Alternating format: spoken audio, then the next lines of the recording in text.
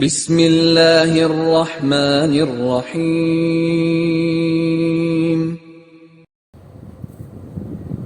السلام علیکم ناظرین، ڈیئر اسٹوڈنٹس اور میرے پیارے عزت مآب ٹیچرز، امید ہے آپ سب ٹھیک ٹھاک ہوں گے، خیریت سے ہوں گے، خوش و خرم ہوں گے۔ ہمارے لاسٹ لیکچر کے اندر ہم نے بات کی تھی ذوالفقار علی بھٹو کے دور حکومت کی، اور وہ دور حکومت میں اپنے اقتدار میں کس طرح آئے، ان کے دور میں کیا اصلاحات ہوئی، کیا انقلابی اصلاحات انہوں نے کی، اور کیا ان کے دیگر اقدامات تھے۔ امید ہے آپ نے لیکچر مکمل سنا ہوگا اور آپ کی انڈرسٹینڈنگ میں میں نے کچھ نہ کچھ اپنا کنٹریبیوشن کیا ہوگا۔ آج کا جو ہمارا ٹاپک ہے وہ لیسن 2 جو ہے ہمارا چیپٹر 2 کے بارے میں، چیپٹر 1 کے بارے میں۔ چیپٹر 1 کا ہی ہمارا اب جو نیکسٹ لیسن ہے، دوسری ویڈیو ہے پاک اسٹڈی کے حوالے سے، 10th کی پاک اسٹڈی کے حوالے سے۔ دوسرا لیسن ہمارا جو ہے وہ جنرل محمد ضیاء الحق کا دور حکومت، یعنی ہم اس لیسن کے اندر جنرل محمد ضیاء الحق کے دور حکومت کے اندر ہونے والی تمام اصلاحات کا جائزہ لیں گے۔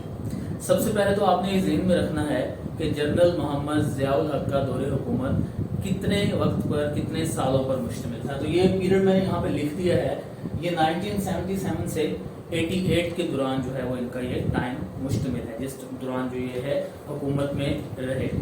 ان کی حکومت میں کیا کیا اقدامات ہوئے اور کس طرح حکومت ان کی چلتی رہی، آئیے اس کے اوپر بات کریں۔ جنرل محمد ضیاء الحق کے دور کے اندر جو چیزیں ہوئیں ان کا ہم احاطہ کرتے ہیں۔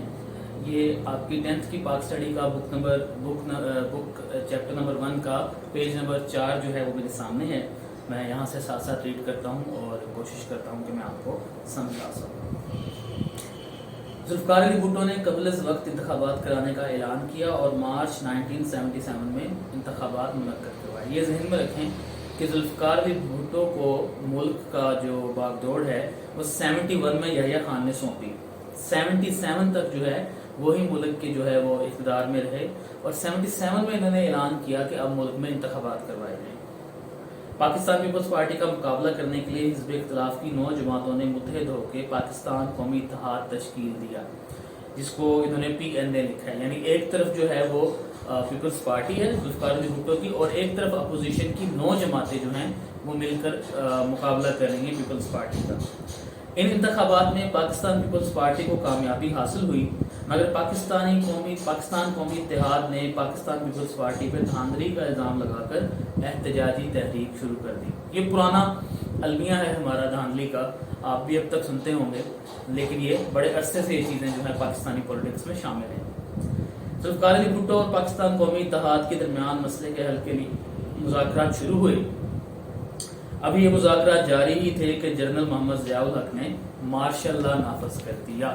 یعنی ابھی PNA اور ذوالفقار علی بھٹو کے درمیان معاملات طے پا ہی رہے تھے کہ ملک میں مارشل لا لگا دیا۔ تمام سیاسی جماعتوں کو پابندی عائد کر دی گئی، ذوالفقار علی بھٹو کو گرفتار کر لیا گیا، اور اس طرح سیاسی منظرنامہ یکسر تبدیل ہو گیا۔ جو پولیٹیکل سچویشن تھی وہ بالکل چینج ہو گئی۔ ذوالفقار علی بھٹو کو نواب محمد احمد قتل کیس میں سزائے موت دے دی گئی۔ ان پہ الزام تھا کہ انہوں نے نواب محمد احمد خان کے قتل میں معاونت فراہم کی ہے، انہوں نے اس میں سپورٹ فراہم کی ہے، اس لیے ان کو جو ہے وہ پھانسی کی سزا دی گئی۔ جنرل ضیاء الحق نے مارشل لا کے ذریعے سے اقتدار حاصل کر کے قوم سے اپنے خطاب میں ملک میں 90 روز کے اندر انتخابات کرانے کا وعدہ کیا، مگر مختلف وجوہات کی بنا پر انتخابات ملتوی کیے جاتے رہے۔ ذہن میں رکھیں کہ 77 میں ضیاء الحق حکومت پہ آئے، حکومت پہ کنٹرول حاصل کیا، اور 85 تک وہ اس سلسلے کو لٹکاتے گئے، التوا کا شکار کرتے گئے کہ بھی 90 روز میں ہوں گے، 2 ماہ میں ہوں گے، فیبروری میں ہوں گے، تو یہ چیزیں چلتی رہیں۔ پھر کیا ہوا جی؟ آخر 85 میں غیر جماعتی بنیادوں پر، نان پارٹی بیس پر انتخابات کرائے گئے۔ غیر جماعتی بنیادیں کیا ہوتی ہیں کہ ان الیکشنز کے اندر جو ہے وہ کوئی بھی جماعت سیاسی طور پہ باضابطہ طور پہ حصہ نہیں لے گی۔ یہ انہوں نے جو ہے اس چیز کا سلسلہ شروع کیا۔ صوبہ سندھ سے تعلق رکھنے والے محمد خان جنیجو کو وزیر اعظم نامزد کیا گیا۔ محمد خان جنیجو اگرچہ غیر جماعتی اسمبلی کے رکن تھے، یعنی کسی اسمبلی سے نہیں آئے تھے، کسی جماعت سے نہیں آئے تھے، قریباً 2 ماہ کے اندر انہوں نے اپنے حامیوں کی مدد سے مسلم لیگ کے نام سے سیاسی جماعت قائم کر کے ملک میں جماعتی سیاسی نظام بحال کر دیا۔ ان 2 سال کے اندر انہوں نے جو ہے وہ 2 ماہ کے اندر جو ہے انہوں نے ملک کے اندر پولیٹیکل سسٹم کو بحال کر لیا۔ اب ظاہری بات ہے ضیاء الحق جو ہے وہ ڈکٹیٹر ہیں، محمد خان جنیجو جو ہیں وہ ایک وزیر اعظم ہیں، الیکٹڈ وزیر اعظم ہیں، تو کوئی نہ کوئی تو ان کے درمیان چپکلش کا سلسلہ شروع ہوا ہوگا، کوئی ان کے درمیان انڈرسٹینڈنگ جو ہے وہ خراب ہوئی ہوگی۔ آگے چلتے ہیں۔ 85 میں آئین پاکستان 1973 میں 8ویں ترمیم کی گئی، بڑی امپورٹنٹ ترمیم ہے۔ اس ترمیم کی روح سے صدر پاکستان کو کئی اضافی اختیارات اور آئینی طاقت حاصل ہوئی۔ یہ اختیارات آئین پاکستان کے آرٹیکل 58 میں شامل ہوئے، جس کے تحت صدر پاکستان کو یہ اختیار حاصل ہو گیا کہ وہ پاکستان کی قومی اسمبلی کو تحلیل کر سکتا ہے، یعنی جب بھی صدر چاہے گا وہ جس کی حکومت کا وہ صدر ہوگا اس حکومت کو وہ ختم کر سکتا ہے، ڈیزالو کر سکتا ہے، اس کو تحلیل کر سکتا ہے۔ آئین پاکستان کے آرٹیکل 58(2)B کی روح سے صدر پاکستان وزیر اعظم اور اس کی کابینہ کو فارغ کر سکتا ہے۔ یہ میں نے یہاں پہ لکھ دیا ہے 58(2)B جو ہے 58(2)B، یہ اس کے بعد ہماری ہسٹری میں مزید 2 سے 3 دفعہ استعمال ہوا، اور 58(2)B جو ہے وہ ایسا اختیار تھا جو صدر کو یہ پاور دیتا تھا کہ وہ کسی بھی اسمبلی کو ختم کرے۔ یہ ذوالفقار علی بھٹو نے کے بعد جو ہے ضیاء الحق نے اپنے دور میں انٹروڈیوس کروایا۔ محمد خان جو کہ جمہوری مزاج کے آدمی تھے، جمہوریت پسند تھے، اس لیے جنرل ضیاء الحق کے ساتھ ان کی زیادہ ہم آہنگی نہ ہو سکی، دونوں کے درمیان اختلافات پیدا ہو گئے، جس کی بنا پر جنرل محمد ضیاء الحق نے 28 مئی 1988 کو آئین پاکستان کے آرٹیکل 58(2)B کے تحت اختیارات کا استعمال کرتے ہوئے محمد خان جنیجو کی حکومت کا خاتمہ کر دیا۔ وہی 58(2)B کو یوز کیا اور اپنی حکومت، اپنے وزیر اعظم کو ختم کر دیا، اور قومی اور صوبائی اسمبلیاں تحلیل کر دی، ڈیزالو کر دی، ختم کر دی۔ جنرل محمد ضیاء الحق کے دور حکومت کی اصلاحات کو درج ذیل میں بیان کیا گیا۔ بڑا امپورٹنٹ یہ ٹاپک ہے، اوورآل پاکستان کی ہسٹری پہ بھی اس کا بڑا گہرا اثر ہے، اور ضیاء کے پیریڈ کو دونوں ہی لحاظ سے یاد رکھا جاتا ہے، کچھ پازیٹیولی یاد رکھتے ہیں، کچھ نیگیٹیولی یاد رکھتے ہیں اس کو۔ تو ہم اس دور میں جو ہے وہ اصلاحات کی طرف جاتے ہیں، ہم اس کے اوپر پھر بعد میں بات کرتے ہیں۔ پہلی کی جو اصلاحات ہیں وہ ہیں صنعتی اصلاحات۔ آپ پڑھتے آ رہے ہیں مختلف ادوار میں جو ہیں مختلف اصلاحات ہوتی رہی ہیں۔ تو صنعتی اصلاحات کیا ہوئیں کہ جنرل محمد ضیاء الحق نے ذوالفقار علی بھٹو کی پالیسیاں ترک کر دی، بہت سی صنعتیں ان کے مالکان کو واپس کر دیں، ان میں کاٹن فیکٹریاں، چاول اور آٹے کی ملیں وغیرہ نمایاں تھیں۔ سرمایہ کاروں کو تحفظ فراہم کیا گیا، بڑی صنعتیں زیادہ تر پرائیویٹ شعبے میں لگائی گئیں، ملکی برآمدات میں اضافہ ہوا۔ یہ انہوں نے صنعتی اصلاحات کی، ریفارمز کی۔ زرعی اصلاحات میں کیا ہوا کہ زراعت کے شعبے کو ترقی دی گئی، زرعی پیداوار پر عشر نافذ کیا گیا۔ عشر ایک اسلامک کنسیپٹ ہے کہ آپ جو بھی فصل اٹھاتے ہیں، جو بھی جنس اٹھاتے ہیں، آپ نے اس کا کچھ پرسنٹیج حکومت کو اپنے دینا ہوتا ہے۔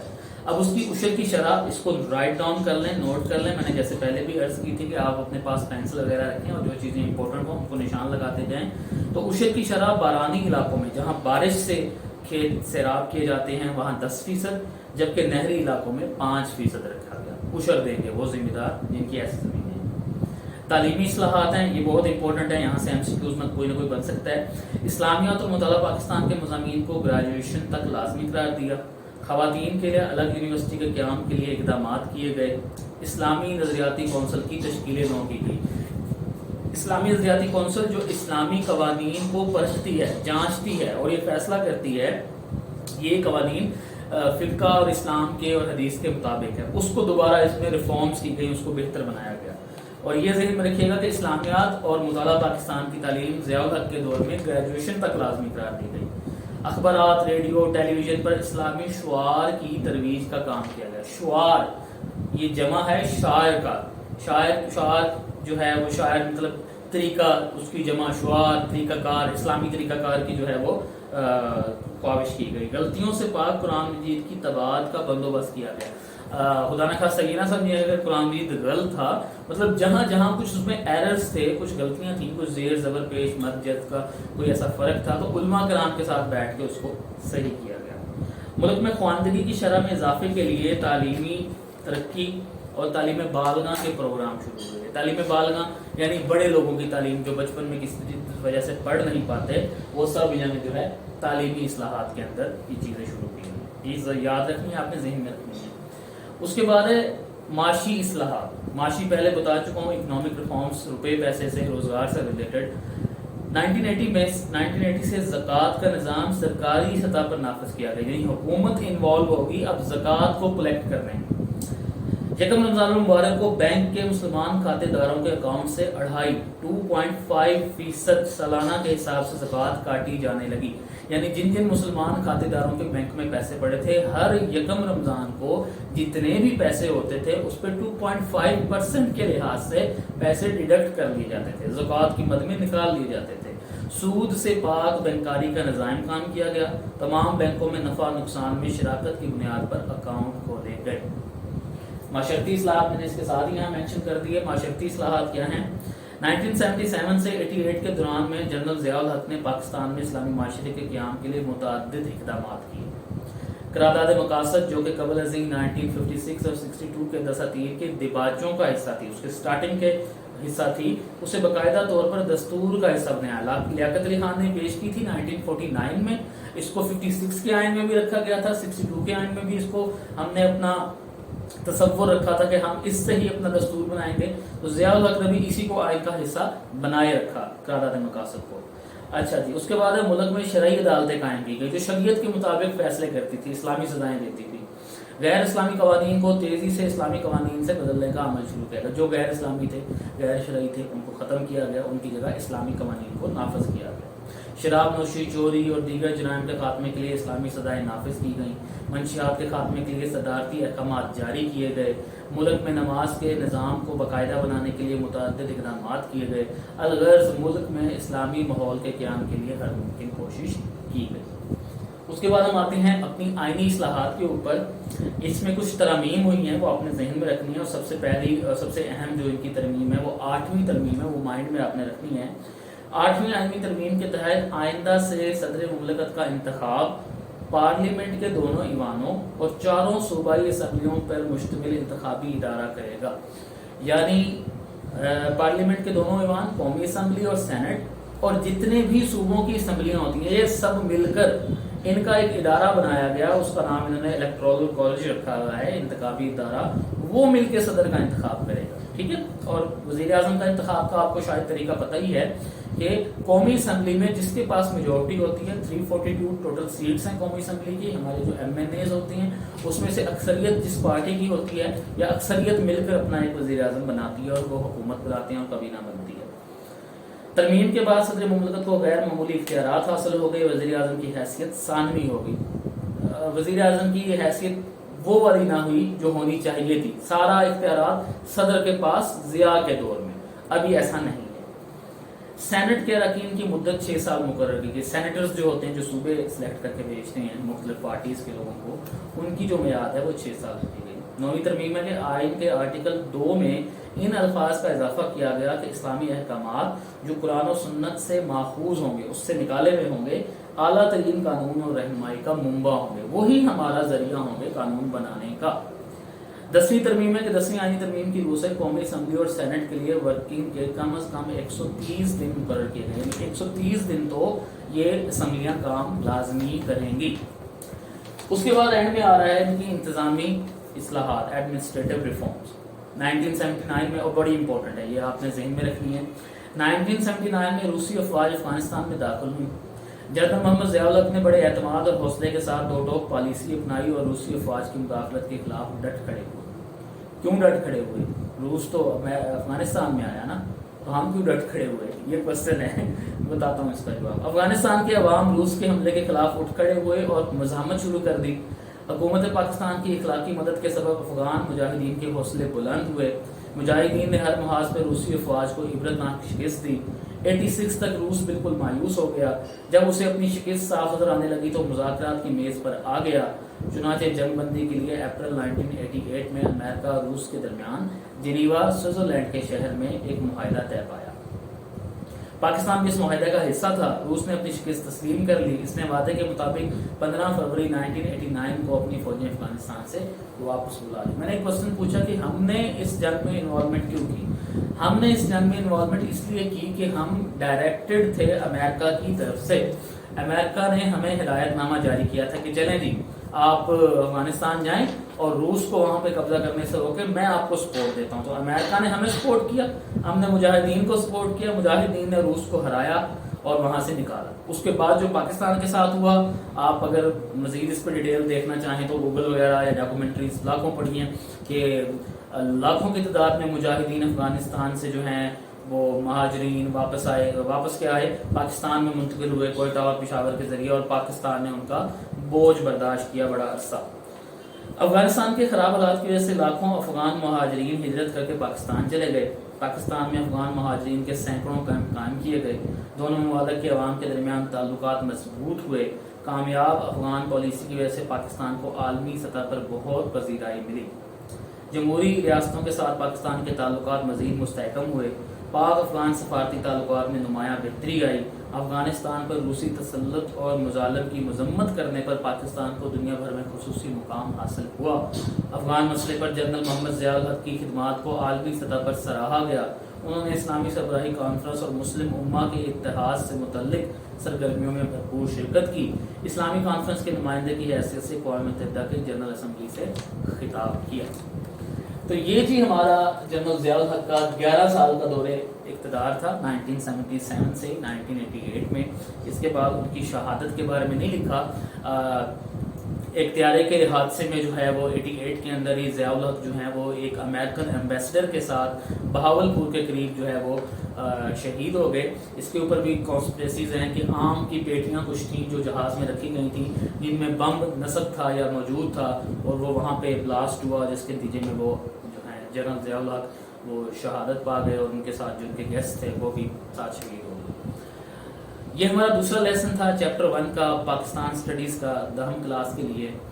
میرا مقصد ان ویڈیوز کے ذریعے آپ کو ہر ٹاپک کو کلیئر کرنا ہے. میرا مقصد یہ ہے کہ آپ ہر ٹاپک کی انڈرسٹینڈنگ لے لیں، ہر ٹاپک کو آپ سمجھ سکیں کہ وہ دور کیسا تھا، اس میں کیا ہوا.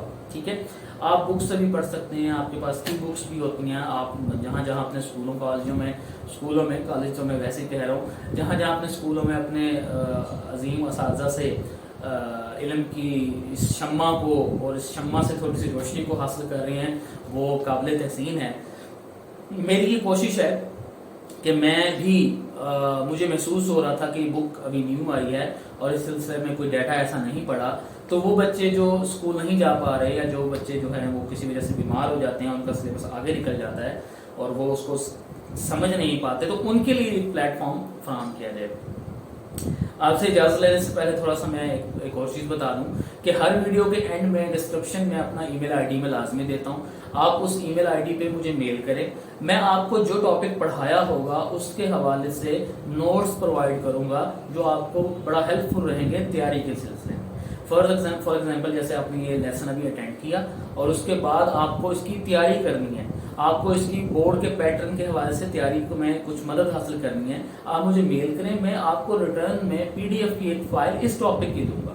میں ہر اپنے ویڈیو لیسن میں جو بھی میں ٹاپک کور کروں گا اس کا میں لازمی ای میل آئی ڈی کے ذریعے آپ کو اس کا ڈیٹا فراہم کروں گا تاکہ آپ جو ہے وہ اس کو تیاری میں آپ کے لیے مددگار ثابت ہو. لیسن 1 ہوا تھا ہمارا ذوالفقار علی بھٹو کا، اس کا بھی میرے پاس ڈیٹا ہے، آپ چاہیں تو اس پہ میل آئی ڈی کر کے آپ لے سکتے ہیں.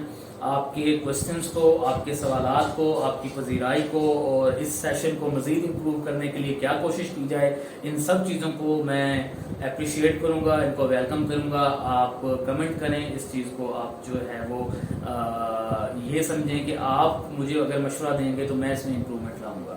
کوئی سوال ہو، کوئی تجویز ہو تو لازمی کمنٹ باکس میں شیئر کریں. آج کے لیے اتنا ہی، آپ سے اجازت چاہوں گا. اللہ حافظ. پاکستان زندہ باد.